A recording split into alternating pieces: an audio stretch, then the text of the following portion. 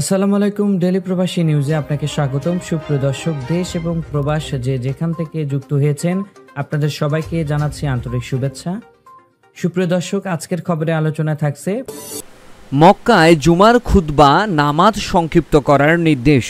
জানিয়ে দেব এই খবরটি সম্পর্কে বিস্তারিত সংবাদ। পুরো ভিডিওটি দেখে বিস্তারিত জেনে নেবার অনুরোধ থাকলো।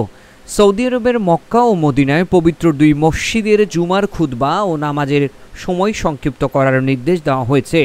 গ্রীষ্মকালের তীব্র তাপমাত্রা থেকে সুরক্ষার জন্য সৌদি সরকারের পক্ষ এই নির্দেশনা জারি করা হয়।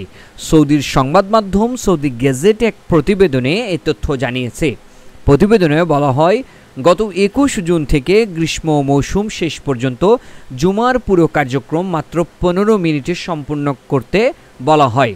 অন্য সময় জুমার কার্যক্রম সম্পূর্ণ করতে 30 থেকে 45 মিনিট পর্যন্ত সময় লাগত। তাছাড়া জুমার প্রথম ও দ্বিতীয় আজানের মধ্যবর্তী সময়ও কমিয়ে দেওয়া হয়। পবিত্র দুই মসজিদের ধর্ম বিষয়ক পরিচালনা পরিষদের প্রধান শায়খ ডক্টর আব্দুল রহমান আল সুদাইস জানান, এই পদক্ষেপটি মুসল্লিদের স্বাস্থ্য ও নিরাপত্তা রক্ষায় সৌদি নেতাদের আগ্রহকে তুলে ধরেছে। এই নির্দেশনা পালন শুক্রবার থেকে শুরু হয়েছে এবং গ্রীষ্মের শেষ পর্যন্ত তা অব্যাহত থাকবে।